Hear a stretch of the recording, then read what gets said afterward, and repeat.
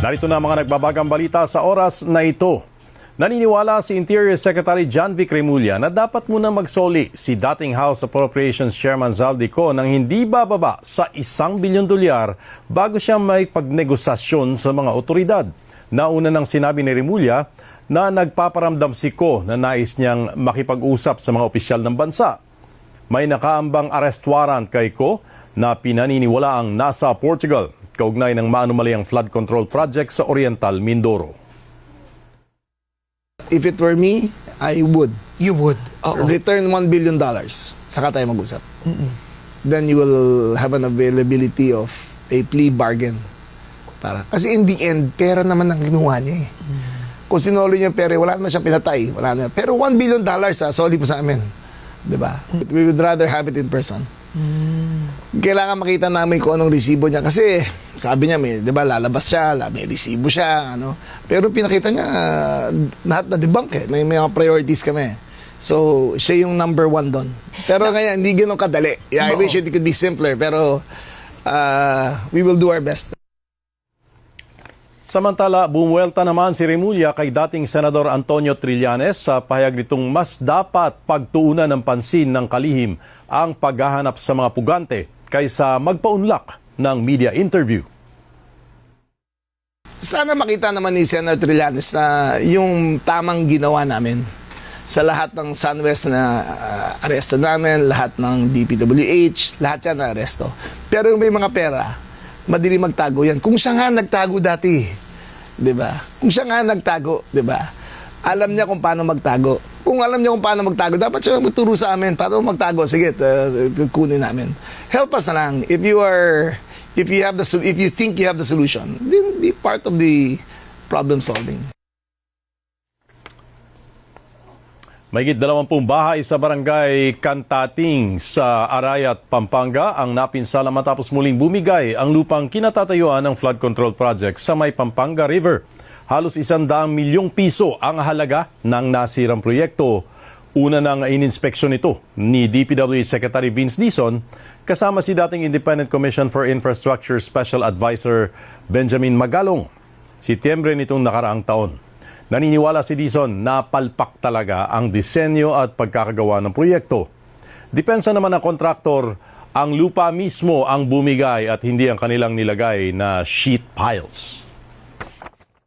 Talagang nasa punto na tayo na hindi na talaga uubra yung proyektong yon. So, nagsabi na ako kay Yusek Turgano, kay Yusek Bisnar, na simulan na yung paghanda ng kaso para dun sa Cantating. Mananagot talaga ang mga nag-design yan, no? Pero hindi din makakaiwas ng pananagot yung kontratista. Nagbitiw na sa pwesto ang warden ng mga detention facility ng Bureau of Immigration dahil sa aligasyon ng korupsyon.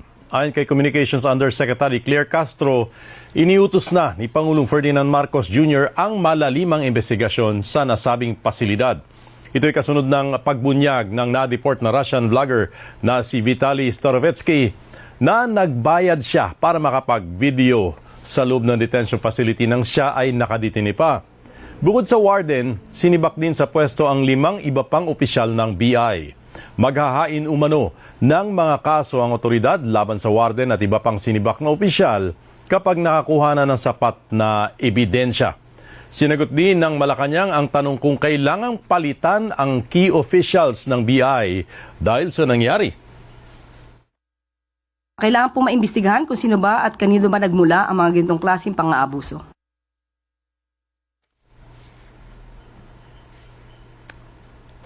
Lovers quarrel ang naging sanhi ng pagkahuli ng 2 suspect sa serya ng nakawan sa Antipolo. Yan ang selfie balita ni Christopher Sichon.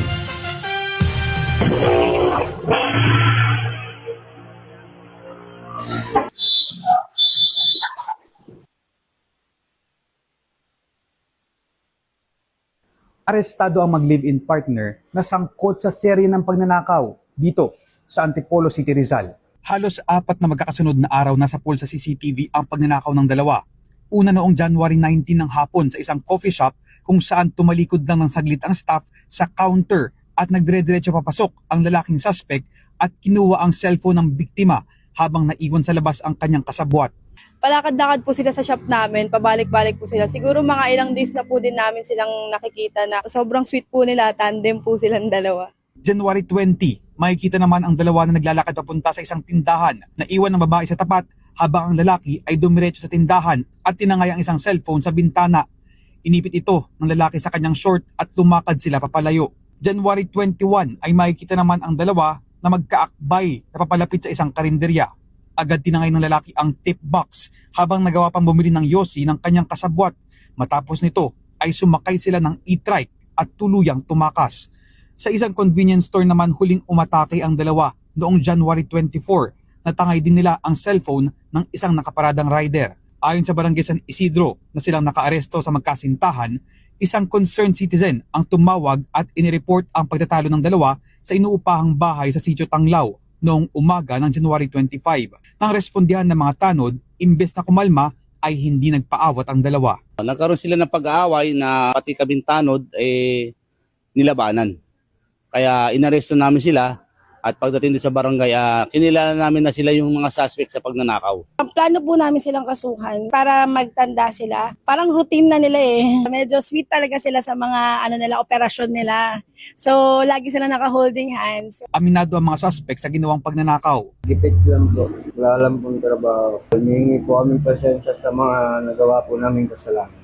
Dala lang po siguro dahil walang-wala. Kasama po kami kahit walang-wala kami.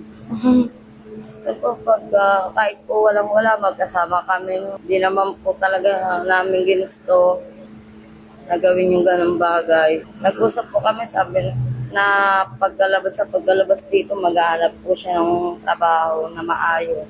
Sana po maintindihan nila. Dala lang po talaga ng walang-wala. Namimiss din po pero wala po akong magawa. Nakakulong sila sa magkahiwalay na custodial facility ng Antipolo Police at mahaharap sa kasong alarm and scandal and resisting arrest at theft. Mula rito sa Antipolo City, Rizal, Christopher Sitson, ABS-CBN News. At nagpakitang gila si Filipina tennis sensation Alex Ayala sa main draw match niya sa Philippine Women's Open, ang kauna-unahang WTA 125 tournament sa bansa.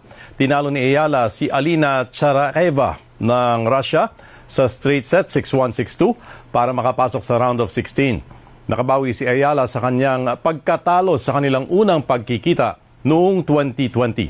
Balik aksyon si Alex sa Miyerkules kung saan makakaharap niya ang nananalo o mananalo na rin sa pagitan ng mga Japanese players na sina Nao Hibino at Himeno Sakatsume ngayong araw.